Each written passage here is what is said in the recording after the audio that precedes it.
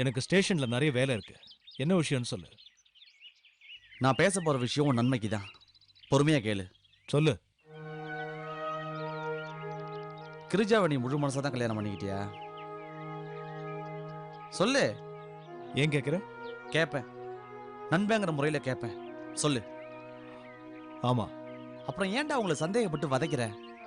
சந்தேகப்படுற மாதிரி நடந்துகிட்டா சந்தேகப்பட்டு தான் ஆகணும். அப்படி என்ன அவங்க நடத்த சந்தேகப்படுற மாதிரி இருந்துச்சு? ஏன் உன் மனசு உறுத்துதா?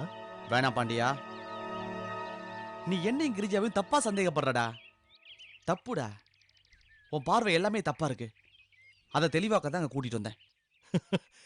நீ என்ன சப்பக்கட்டு கட்டினாலும் நான் நம்ப போறது இல்ல மதன். வாய முடுறா.